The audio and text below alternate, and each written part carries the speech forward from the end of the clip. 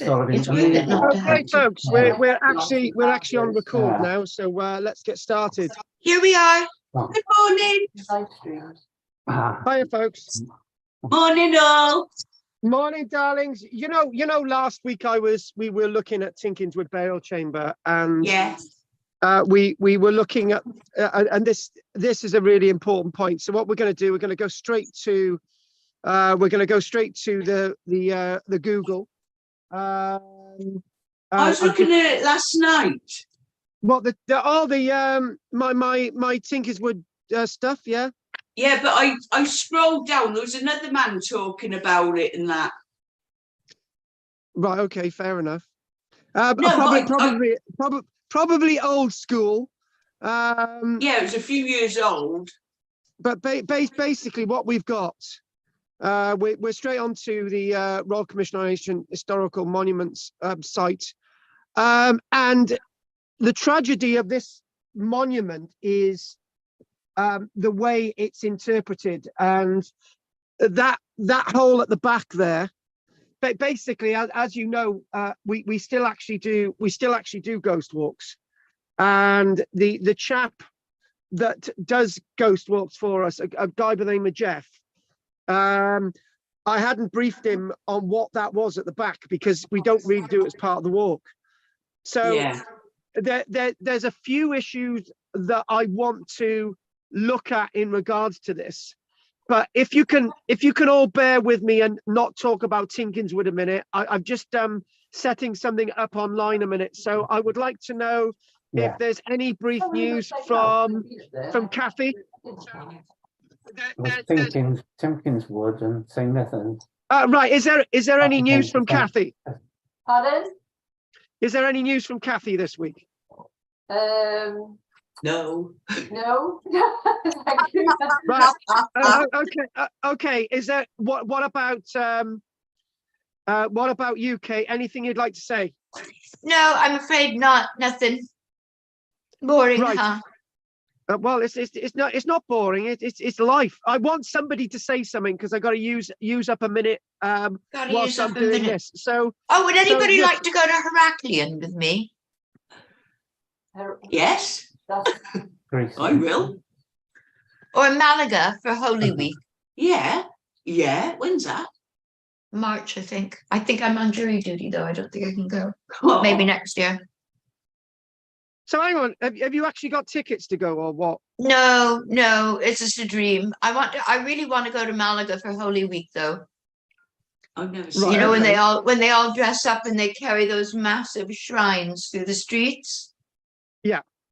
It takes 300 of them to carry one. Wow. I would love to see that. The atmosphere must be unbelievable. Mental, yeah. They take it very seriously. It's like their big penance, you know? Yeah. Renew them. Yeah. If you don't use them, right.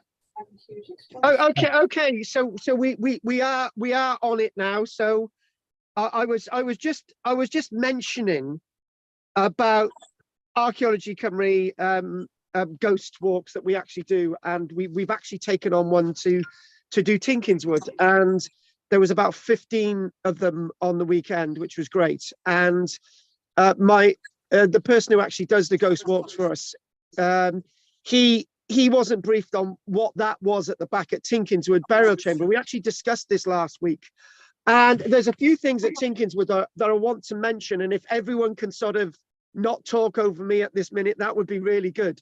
So we've obviously mentioned that about the reconstruction of this site, and we did that in great detail last week. But this little hole at the back, now there's a few things about this hole at the back. When Jeff was standing there, he had some of the people in the group asking him what that pile of stones was. And they were all thinking, oh, that pile of stones is actually a burial cairn from the Neolithic period. So this is basically what the impression was. And Jeff basically said, well, he doesn't think that. And I wish I would have been there because I would have given the answer straight away. That pile of stones isn't Bronze Age. It's not Neolithic. It's only dating from 1914. So those stones actually come out that hole, and they actually come from the actual capstone. But there is a problem. I've actually realized something which I hadn't realized before when I was discussing this. Even that hole at the back has been reconstructed. There's only a couple of the stones in that hole that are actually original. What they did when they excavated, they found a little bit of a depression in the ground and some stones, and they thought, oh, this is what the depression in the ground looks like. So they actually built a miniature little wall in there, and and obviously, unfortunately, that is completely faked at the back. There is very little in the archaeology to say that hole actually looked like that. So even that's a little bit of mistranslation I've actually made, because that never ever looked like that before 1914, and those stones were never ever there in 1914. And it is very likely that there is one of the facts that I've actually got wrong with you. Those stones, in fact, most of them may never have come out that hole anyway. They've been collected from around the site, and in fact, a big majority of them actually come from this capstone, indicating that the capstone was a hell of a lot bigger than we think. Now, there's something else as well, because what I wanted to do today, I wanted to look specifically at Sully, but I actually thought I had this post-it note on my diary. The post-it note on my diary basically says that I've got to tell you about some of these things that I've actually sort of discovered over the past few days. So the first fact is, we know that pile of stones isn't dating anything older than 1914. We know that hole at the back has been relined, and that this is the thing, you see.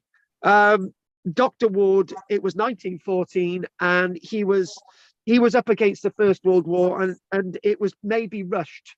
That reconstruction at the back there, and there was no indication whether it was genuine or not. So that's one really, really interesting fact. The other thing I'd like to say about this whole site is we do have some beautiful images that we didn't look at last week, and there's something else that I need to tell you that changes the history of this site completely, and this is going to be a little bit of a revelation for you.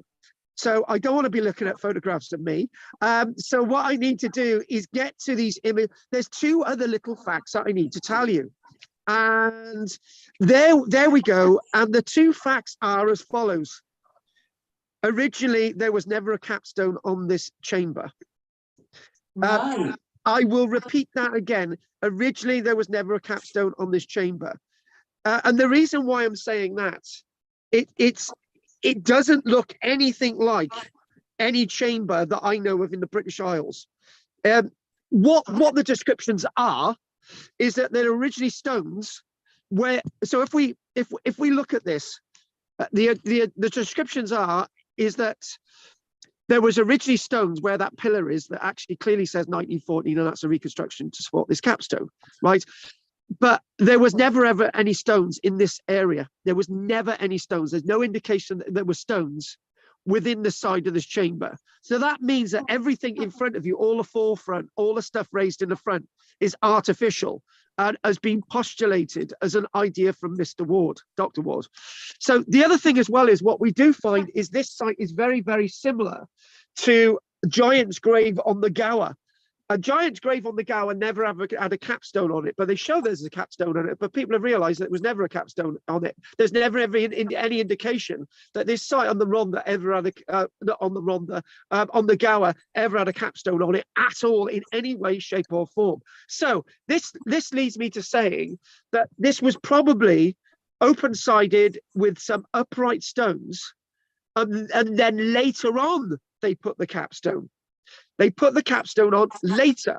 And the reason why I'm saying that is that the stones inside look like they've been exposed to the elements. And that is a really, really good point.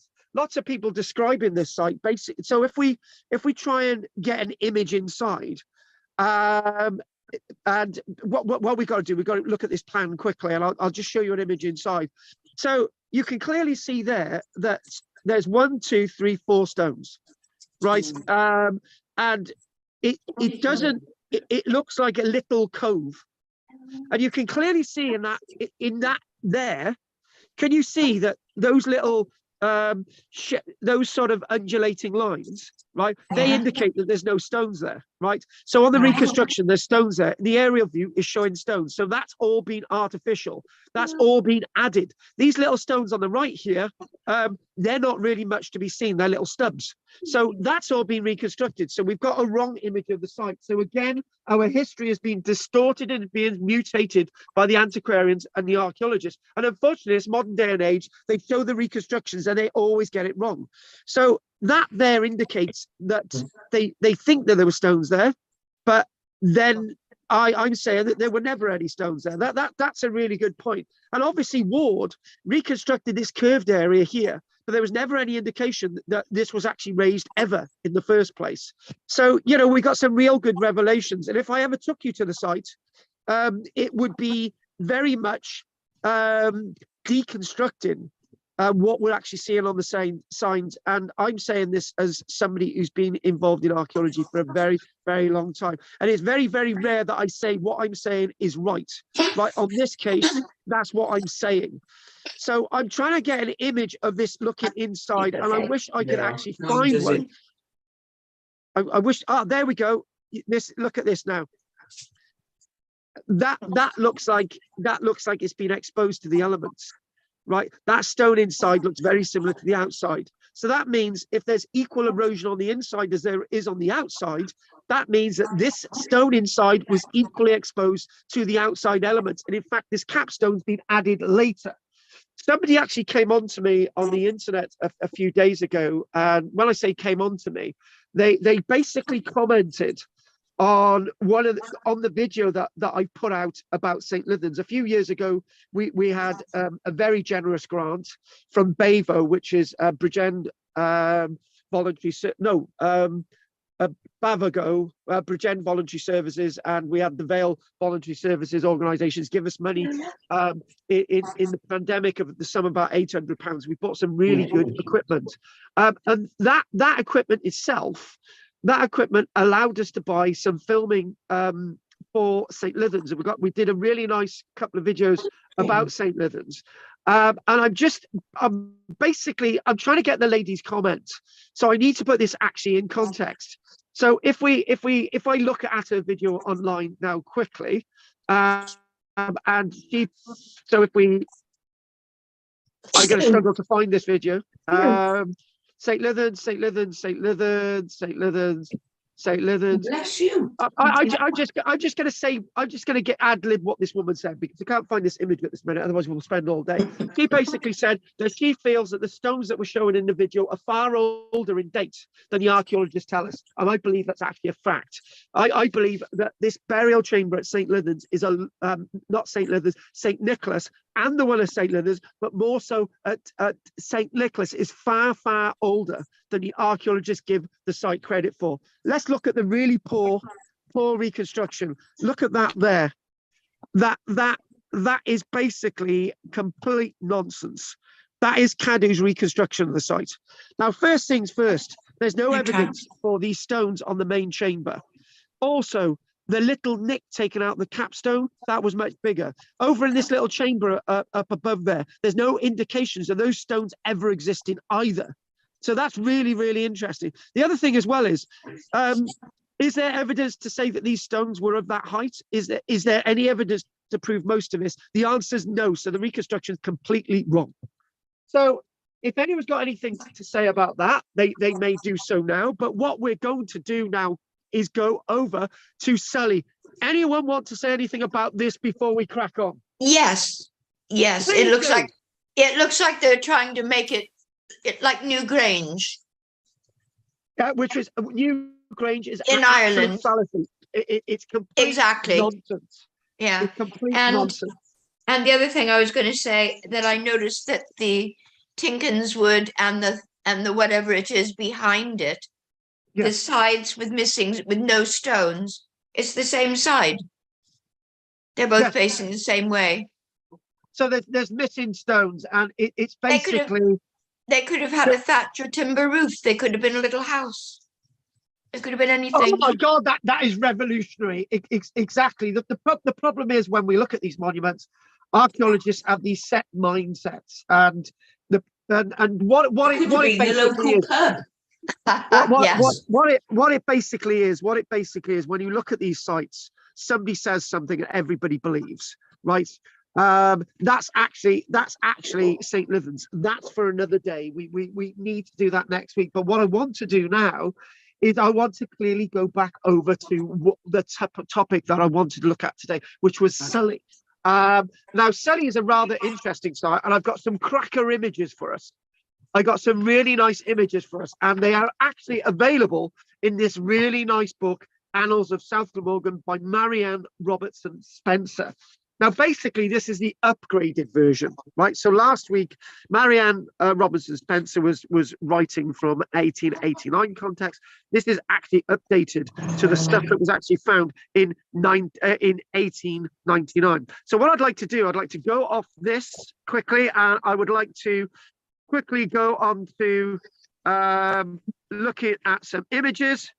Here we go, and look at these little babies. Right now, the other thing as well is, this is another thing about Sully. Sully itself is one of those sites that me and Richard love, and you guys love. And what I'm going to say also at this interjection is that everything's massively changing for me.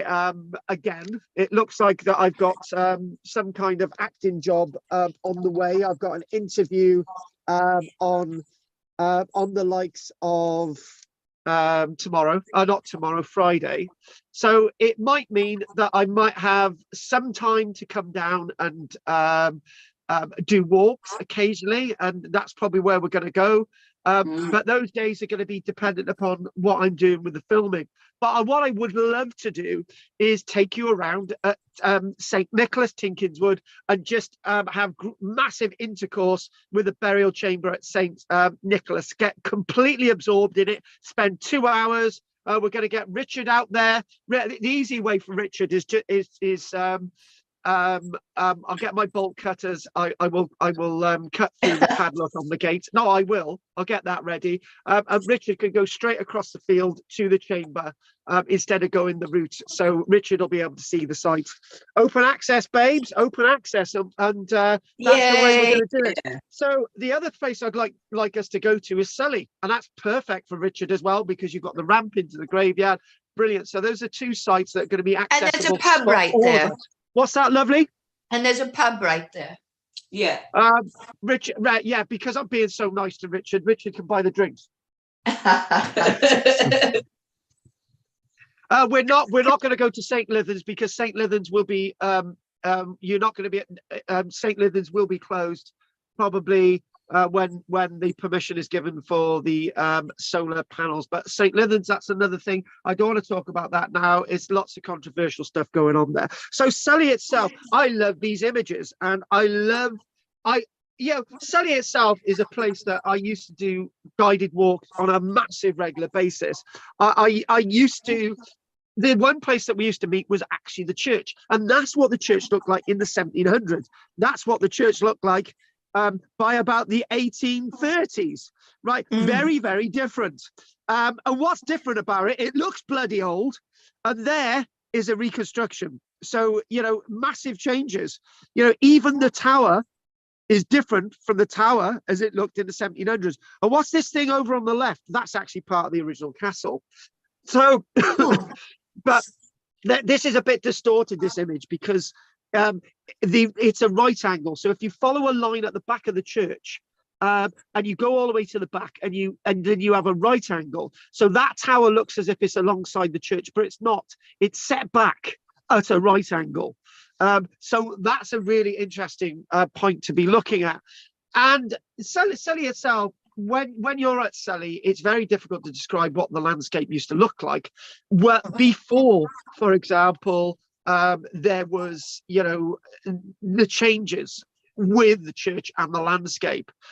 I believe, when I'm writing my columns in the Barron district, it's quite acute to me that there were two periods when the landscape of the Vale of Glamorgan changed. The landscape of the Vale of Glamorgan changed massively when the docks were built in 1884, and not only affects Barry, it affects Lantern Major, Charleston. There's trains going through and all this bloody gubbins and stuff, right? So it doesn't just affect us, it affects all of us. Right. The other point as well is the other major change, because I said there was 2 changes within the Vale of Glamorgan, was actually towards the end of the 1700s, going into the 1800s, and that's when there were big changes. Buildings were demolished. There was, and this is what we're seeing with Sully. Sully was raped and pillaged. So what I'd like to do is give this description that I've got in front of me as it opens up about Sully. So we won't complete Sully today, but we'll do a good old stamp. So the various links in the history of Sully. So here we go. Bingo. Discovery of Roman remains under Sully Moor. Drumbeat, what the hell's that about? I might tell you about that. Different ways of spelling Sully. Oh my God, don't we know that one? Silly Don't we Sully, just know? we love it. And origin of its name. Leland describes Sully. What's that about? Rice Merrick's account of Sully and Sir Raymond of Sully. Now, these names we're chucking out. Rice Merrick. Who's Rice Merrick? He's a guy who's writing about the area. He's an antiquarian, writes about the area. Sir Raymond of Sully, to say Sir Raymond of Sully. Who was Sir Raymond of Sully? Where did he get his name Sully from? Maybe that's for another day. We got letters being written by a Sir Edward Sully in 1574. But is this the same Sir Edward Sully who's related to the Sullys from the 1200s? And where did the people from the Sullys of the 1200s get their name from? I will tell you quite clearly, Southfield. But that's another thing altogether. The castle, there's woods at the back of this, which contained the castle, which was in fact removed in the 1960s. They removed this castle in the 1960s. Drum roll, bastards. My French. Restoration of the church in 1874, but there was a massive restoration of the church in the 1820s by the Conabeer family, Reverend Conabeer. And there's a grave, I will tell you, from a certain the name is there. There's a grave of his daughter from 1822 in the church graveyard. Elizabeth Conabeer, and I always remember that grave, and I visit that grave for reasons that I'm not going to go into today, but Sully is a very special place for me. Pirates in Sully and neighbouring coasts, what's all that about? A visit of historians to Sully in 1765. Maybe this is where we're getting this image from a Richard Davis, a Quaker. The old harbour dunes at Sully. Those harbour dunes at Sully, at the back of Sully, heading towards Dinas Powys. Yes, there were 2 harbours at Sully. Smuggling at Sully, the ghosts of Sully House, all these wonderful things. Dean Conabeer, Reverend Conabeer, the Conabeers of the landscape. So we got so much to say about Sully. There's a little bit more here, but we're not going to go into that. So here we go. This is what a historian wrote about Sully, a chap by the name of Drayton. Drayton writes about Sully, and I'm thinking that Drayton's writing about Sully in the late 1700s. Not exactly sure. I haven't got a date.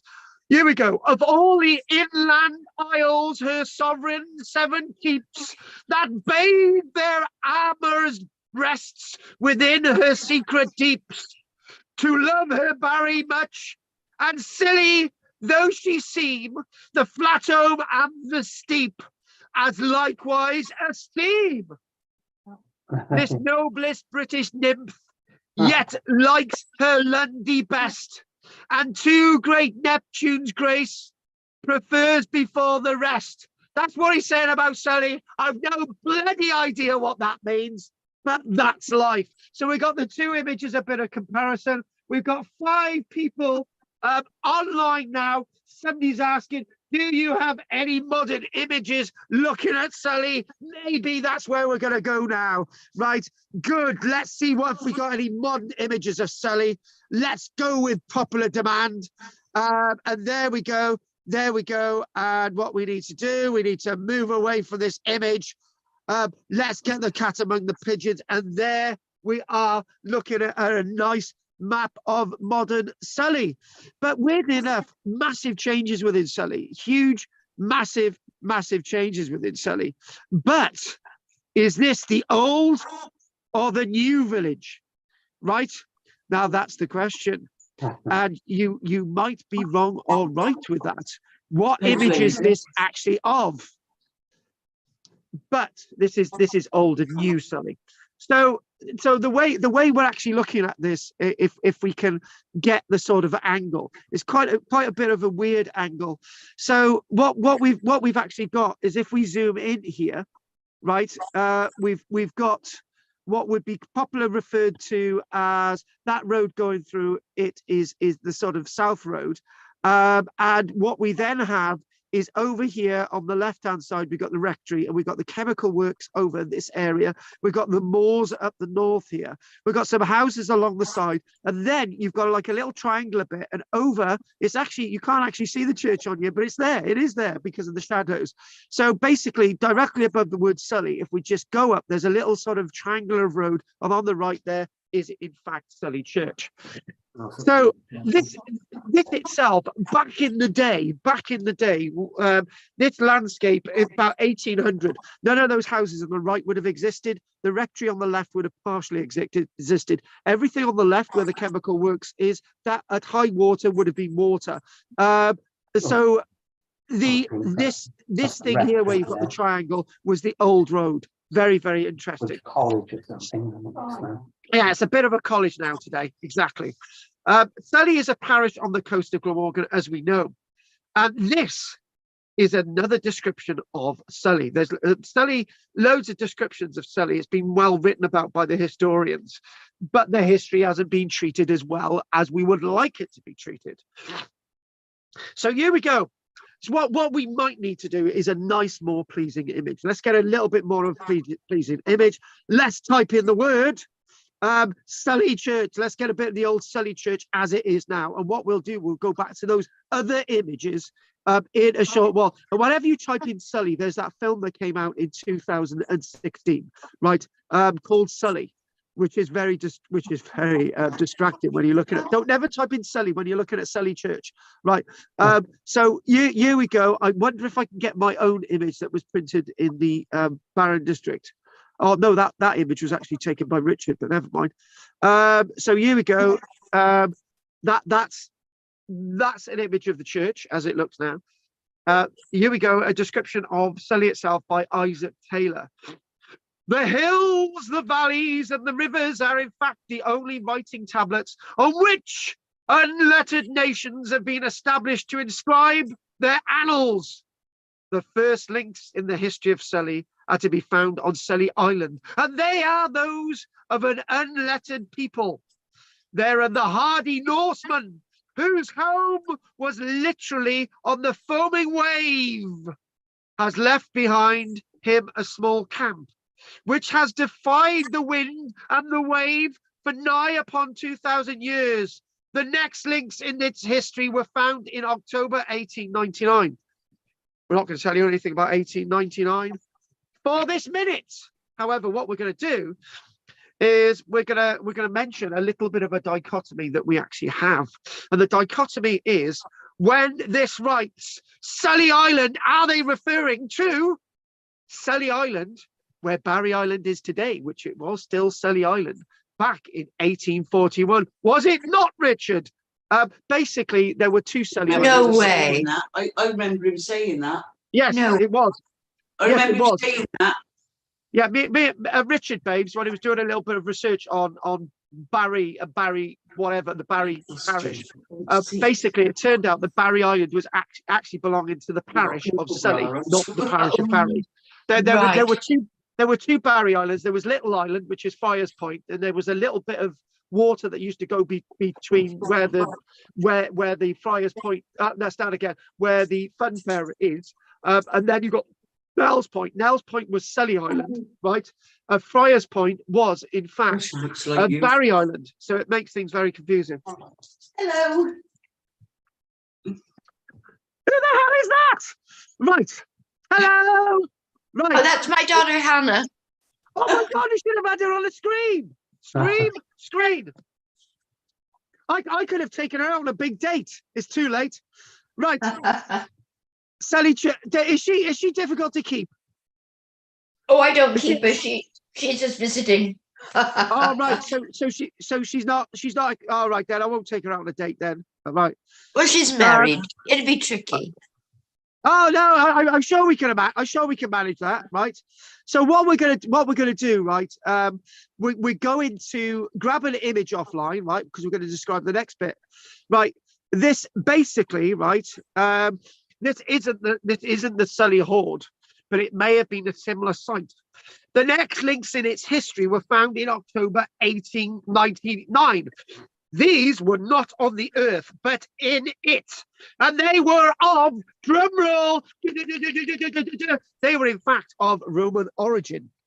So Wow. a big coin hoard was actually found. And this coin hoard was actually found by a chap by the name of John Story. We'll talk about John Story in a moment. Now, I believe that John Story's career was flagging a little bit like mine, and his career was flagging a little bit. And strangely enough, a hoard was found. Interesting. So the hoard itself, rather interesting. At the date mentioned, navvies were engaged in digging on Sully Moor when a skeleton and a small brass vase containing coins were found 6 inches below the surface. So if you can think of this as a brass vase containing coins, these coins were not just bronze, they were gold and silver coins. Wow.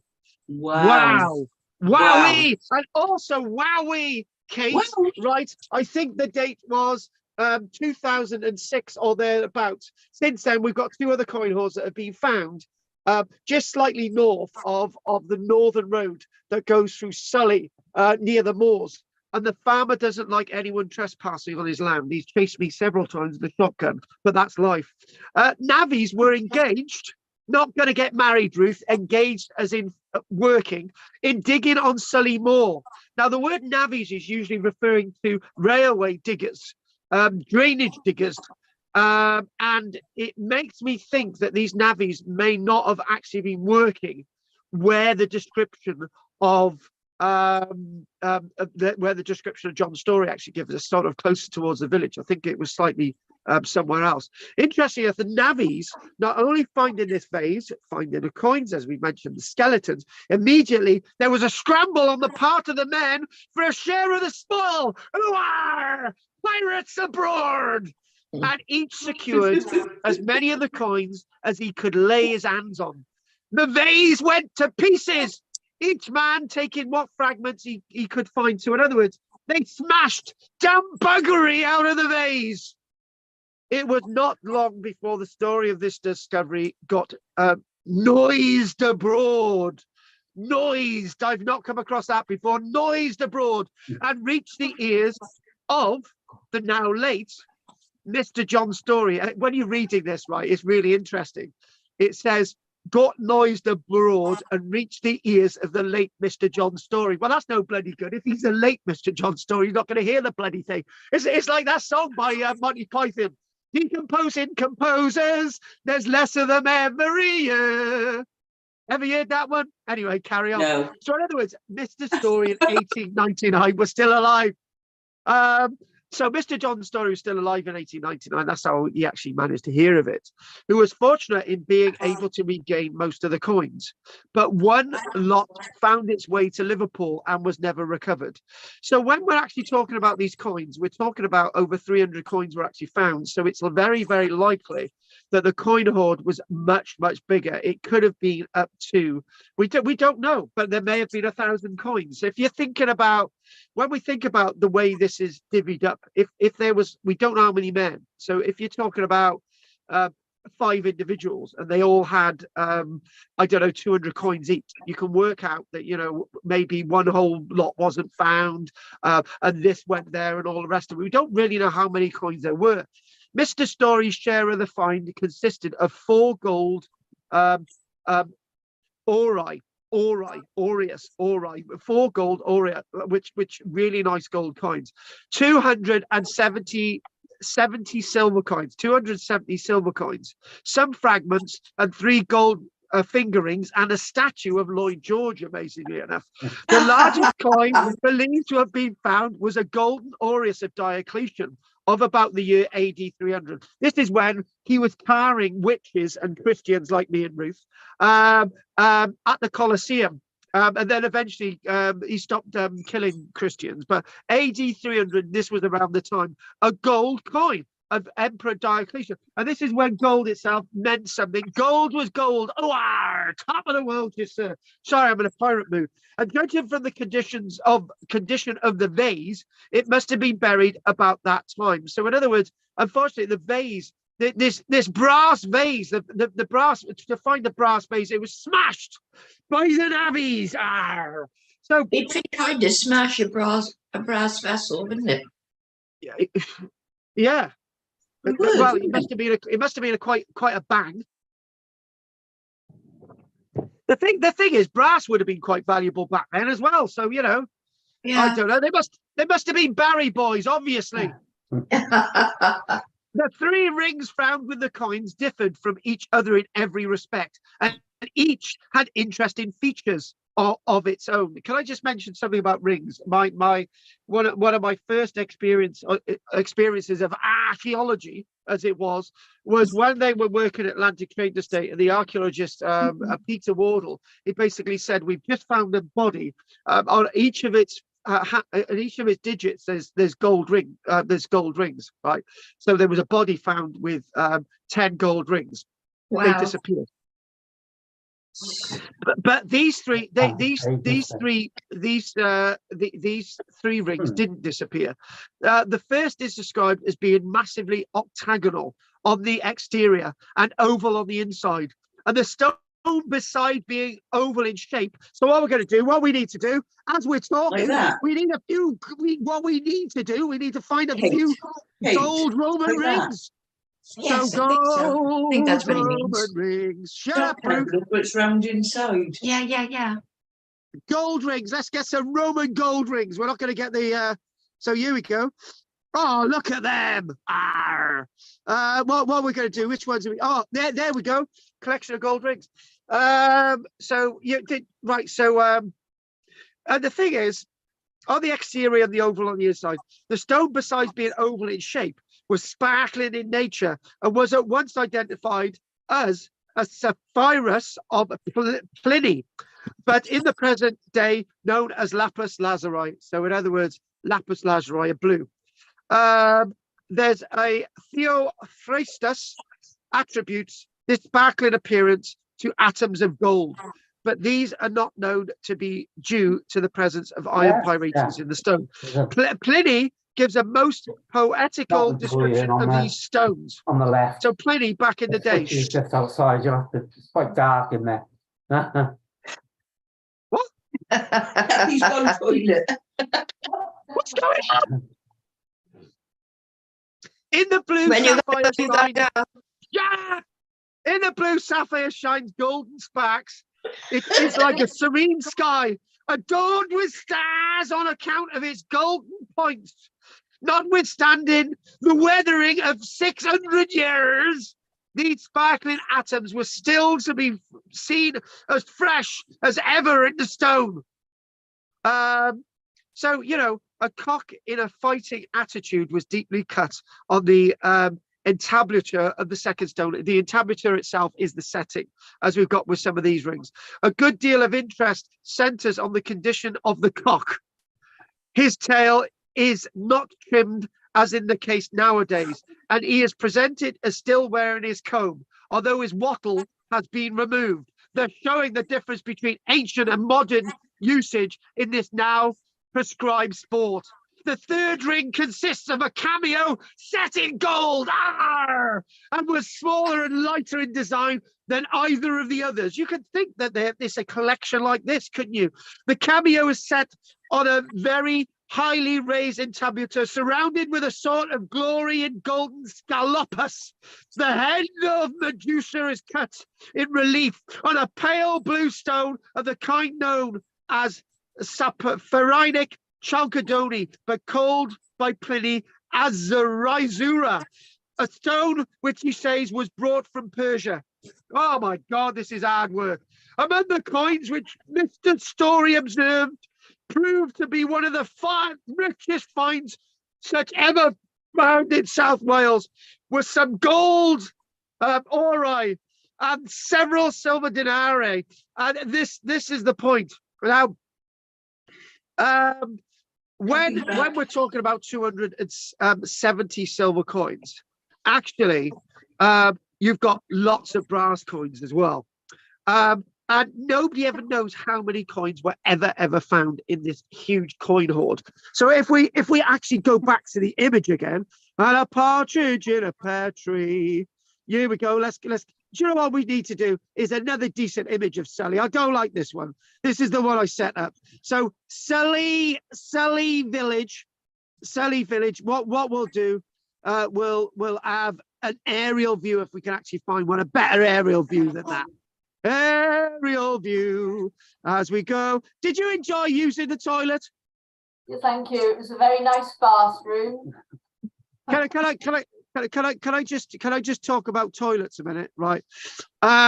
In one of our other classes, right? There used to be a chap that used to go to Peter's house. And this chap's name will not be known in this lecture, Roger. And when he used to go to Peter's house, right, Peter used to deliberately put the toilet roll the other way round, right, because he knew that this would annoy Richard. This would annoy Roger. Right, I'm getting the bloody names mixed up now. This would annoy Roger. So what he used to do, he used to turn the toilet roll around, and every time Roger would go and have a pee, he'd be shouting and cursing because he was obsessed with the toilet roll being around the same way. So I thought I'd tell you that. Just a little bit of a story about toilet rolls. You've all lost the will to live now. So okay. I'm trying to get a more decent image of this. Right. So here we go. So let's just see if we can actually find it.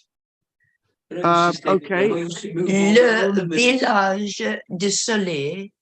Hang on. Is this going to be the Sully? Is this going to be our Sully? I wonder. You know, we're going to see. We're going No. to. It's not. No, it's in France. Oh my God! Oh, let's go there. Oh, let's twin with them. Oh, shut up, you! Nobody asked your opinion. Right, let's just get another image up here as well. Oh, we had 18 people watching online, and there's only 4 now. It's because I'm screwing up the images. It's your fault, Richard. Right, okay. Let's just find another image quickly. Oh, let's just go back to the church. There it is. Nice bit of a church. So here we go. There is very little doubt that further Roman remains lie buried under the short green turf of Sully Moor to the north. But there's one problem with that, is that the Sully Moor to the north was underwater in the Roman period, so there can't be any remains on there. And the description that we get of where the coin hoard was found puts it clearly underwater in the Roman period. So it must have been found somewhere else. This is the point. And I've actually doubted whether the coin hoard was actually ever found in Sully in the first place, but that's another lecture. It is the sun this time, and not the finger of an unlettered people, that in hot, dry summer weather writes his characters in brown on the green of the grass, and with his unmistaken fingers points to the records of the past which lie beneath. Oh, isn't that really poetic? The name of Sully has been variously spelled. Now, John Leland, the chronicler of the very, very great Henry VIII, and I got to be honest with you, this is a little bit of a secret that Kate left with me, that if she ever had the chance of going back in time, she would be one of Henry VIII's mistresses. Oh, you lie. You lie. You lie like a rug. Exactly. I lie like President Biden. Exactly. So you're loving this, aren't you? John Leland was a chronicle of the king in 1540.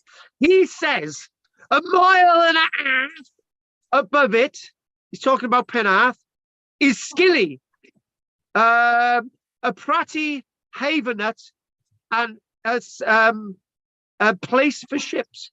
I had to translate. a havenet, a pretty havenet. Pretty's got to be. Well, we're not really interested in his bloody description, but we're interested in the way he actually spells Sully. He actually spells Sully S for sugar, Sierra for Charlie, Y for Yankee, L for loon, Echo for echo, and Y for Yankee Doodle Dandy. That's a very, very interesting spelling for Sully. And then he says, and then runneth through Sully a peaty brook into these, and there is a village called Scully, scant half a mile from the haven mouth. What he's describing as a peaty brook, he's describing as that water behind, and the brook running through the middle of it. In another part of the same history, Leyland writes the place as Sully. So in other words, in the same document, he spells Sully in two ways. This time he spells Sully Sulle. I think it's the one that comes. Now, the guy who gives the description earlier on, Drayton, and I didn't really know, I forgot when Drayton was actually writing. Drayton spells it Sully, Sully, and in a quotation in the Cardiff Record dated 1577, the form Sylly is used. So in other words, over the space of just a few minutes, we spelled Sully 5 different ways. So in the present day, the county people pronounce the name Shilly, which is Shilly. We're now up to how many spellings? 6. Melkin writes Sully as being Skilly, Scilly. I forgot how many spellings. We've got another spelling, right, referring to Malkin, referring to the lordship of Skilly with an E, Scilley. So the problem is we've got so many different spellings for Sully. People in Sully don't know whether they're coming or going, and that's a little bit of a problem. So you know it's easy to spell Barry, a place that should be burnt down and everybody should be tortured at the stake. But Sully itself is a very different way. Sully, different spellings. And in Rice Merrick's writing in 1578 to Sir Raymond of Sully, which is spelling Sully as in the modern spelling, but the modern spelling is Silli, right? When I was a child, there used to be a post on the side of the road. It used to say Sully, Sully, and D Sully, it started again, Desulli, right? So the problem is with Sully is very much in with the spelling. And what we do find is that the history of Sully and the Lords of Sully are actually written down in 1551 by 1551. And when this is being written down in 1551, the history of Sir Raymond of Sully is brought to us, and this is a big problem with the sort of Sully landscape and the Sully interpretation of where we're going with that. Right? There's lots of really nice petted history about Sully, right? So if we go with this, and it says probably the lands in England for which Bromwich exchanged those in Wales were in Gloucestershire. For Sudderley Castle near Winchcombe in Gloucester was originally spelled Sully. So in other words, the name Sully may have actually come from a site in England. It doesn't necessarily mean to have the same differentiation with the landscape as it is today. Does it mean Southfield, which in the Anglo-Saxon has a bent of its own? But some believe that the name Sully actually came from over the border, and over the border from Gloucestershire. It's written, I find that Sully has both a Saxon and a Norman origin. The Saxon origin of Sully, Suthlea, which means Southly, signifying Southly, which is Southfield, South pasture. this seems to be the original form of the hamlet in Gloucester. So the name has actually come to us. I actually disagree with that. I actually believe the name is actually taken from the local area, as in South Lee. So there's different ways that people actually have to understand the name of Sully. And then his son and the heir of this family from Sully come to Sully. Some believe sometime in the 1200s, sometime 1277 or even before. It is interesting to note the various forms of the name used by early scribes, making the change of Sudley. So it might actually come from the name Sully. We might all be wrong. It might actually come from the name Sudeley Castle. So it's just completely mutated to Sully. So which is a very, very strange thing. So I would go with the Anglo-Saxon that it's actually come from being Southfield. So what we do find is whatever's happening with the Sully family, whether it's from 1277 or 1192. Another historian tells us that in the reign of King John in 1207, a Walter de Sully has, it's described, a mill at Leckworth, which he paid 20 marks to King John. So this might be linked to Sully itself, and all the history associated with Sully. There's a lot more to say about the history and what's going on with the place and the names and so on. But very, very interestingly, I would like to talk about this church, and this is where we're going to actually go now. So let's actually go to the church. It's likely that the original church. So if we actually go back to some of the original images that we had earlier on. So if we go with that, and this is wearing me out. Actually, we've only got 12 minutes left of the lecture. So let's just show you back some of those images earlier on. Right, so there we go. Let's have these two churches alongside each other. Let's have this older looking one. There it is. Nice. It looks like an oldie worldy church, doesn't it?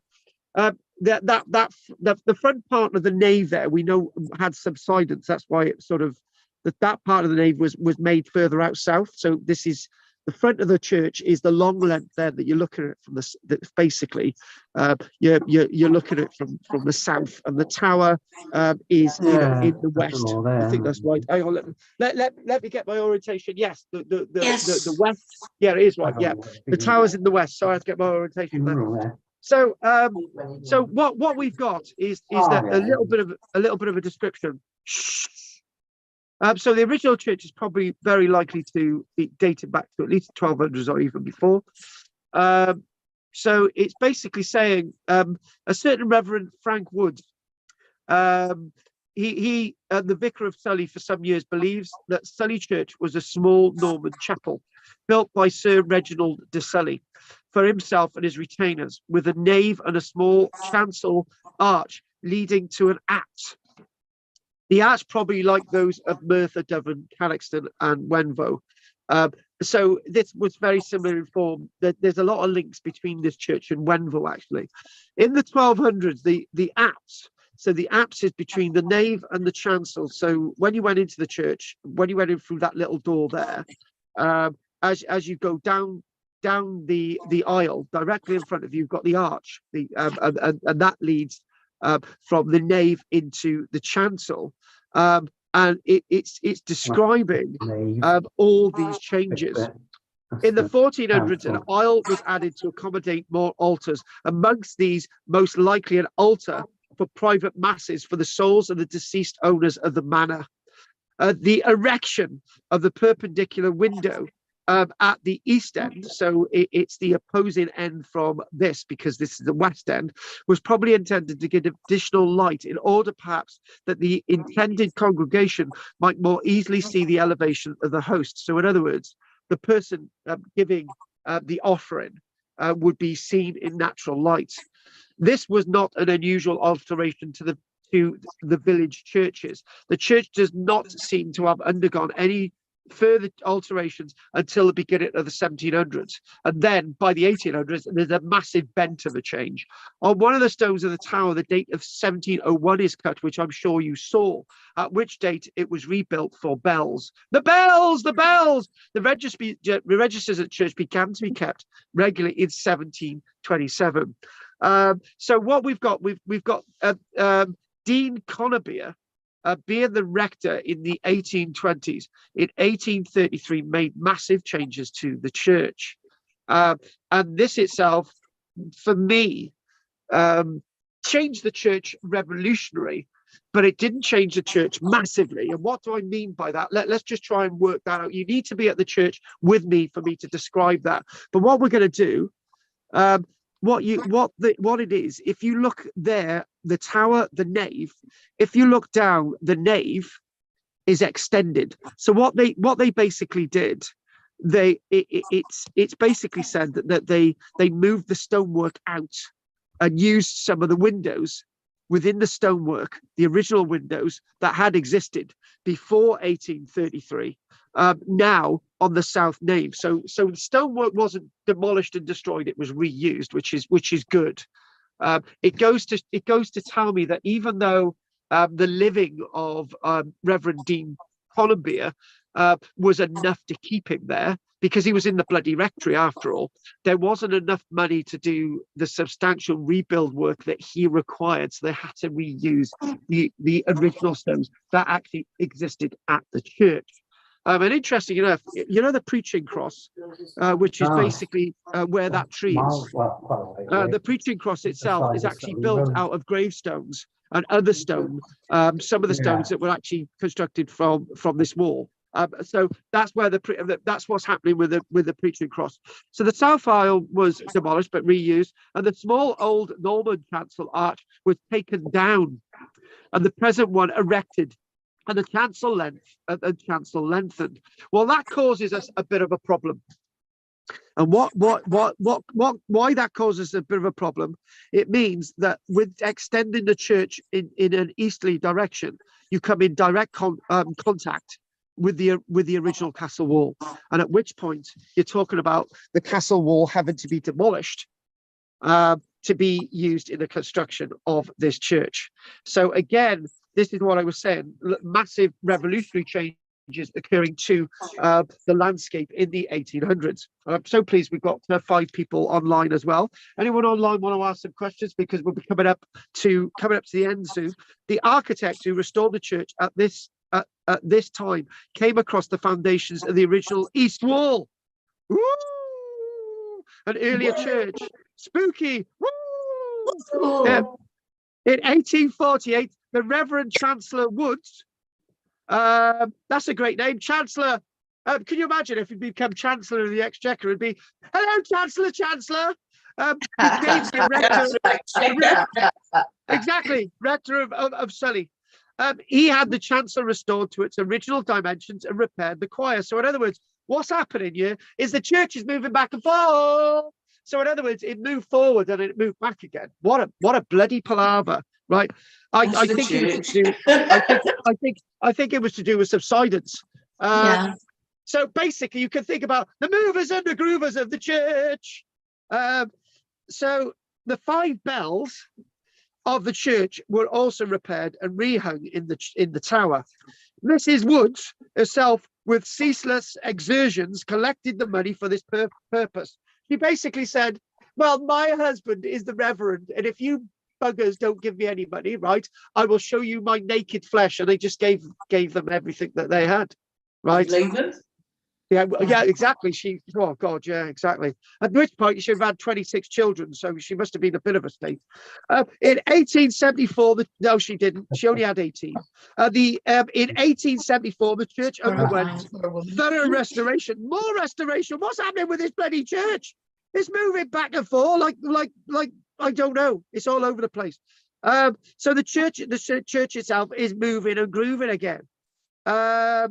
So in 1874, underwent another restoration. It's a wonder anything survived. And I think the height of the tower was lessened as well. I think I can remember something like that. In 1870, the tower being rebuilt and all these bloody things.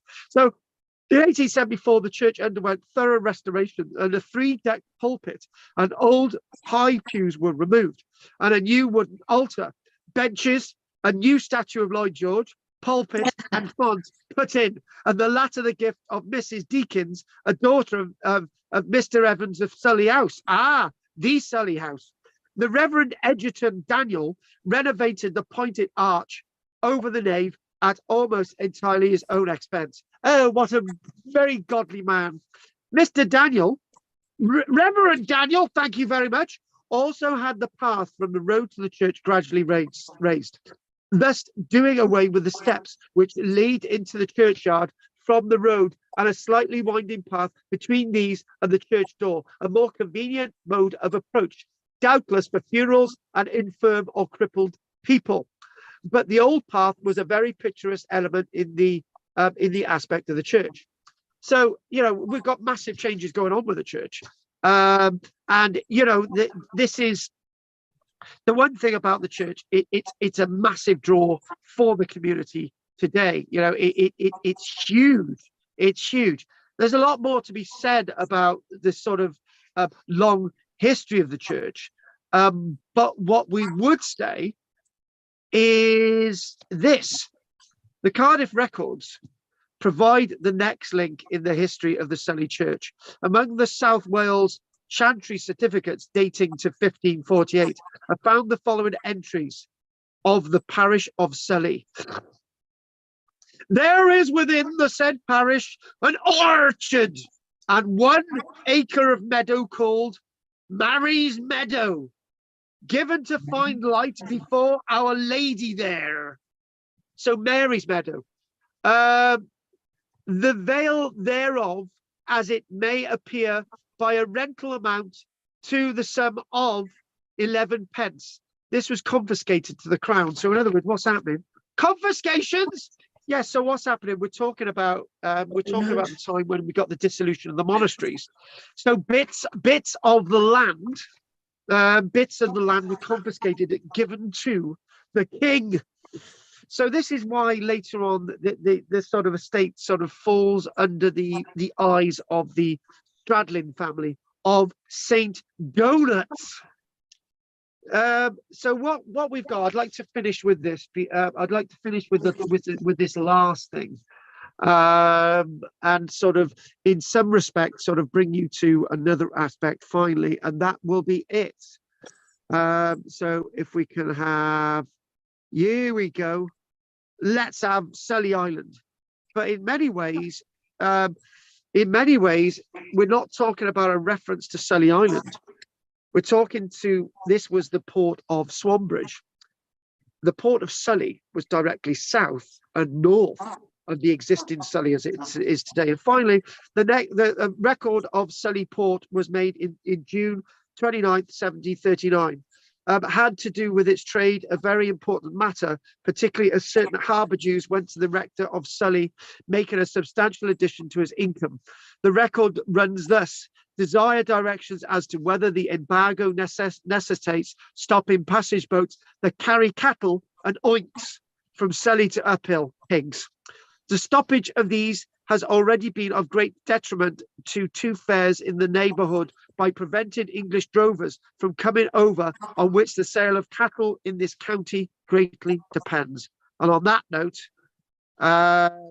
we will end with, it is very possible that this entry referred to a law passed strictly confining the trade of Newport and probably other South Glamorgan ports to coasting all carriage of goods to foreign parts, being the exclusive privilege of the head port of Cardiff.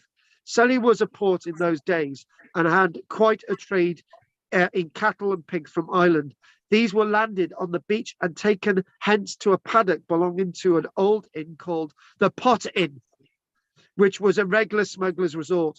A farmer's wife told an old resident of the village that she well remembered when quite a child seeing the wagons of smuggled goods pass her father's door, and then nothing shall change. On that moment, we're going to call it a day. If anyone's got anything else to say online, please do so. Any questions that anyone would like to mention about Tinkinswood, please do so now, or forever rest our peace. Oh, and don't forget, don't forget, I do believe, Ruth, you've got to give, it's gone up this week.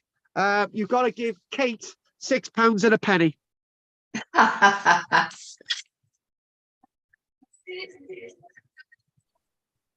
Do you know, I said that to my Lantern Major class once. It was a joke.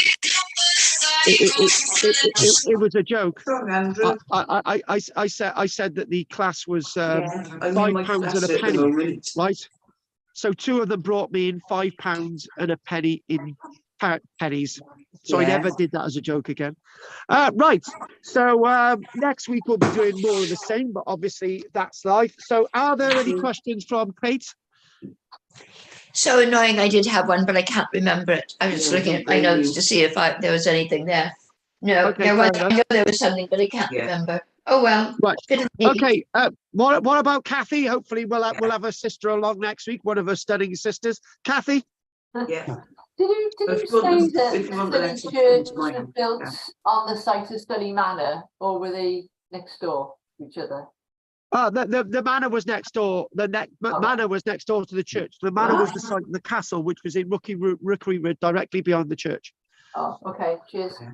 And that was demolished in the 1960s. Anything you'd like to say, Richard? No, I'm okay. Okay, I'll see you tonight, Richard. I'll see you tonight, Richard. No complaint. And we're finally we're going to do Ruth. Ruth, keep following Baldrick and the sheeps online. My videos on sheeps are getting very popular. Oh my God, turkey flu. What?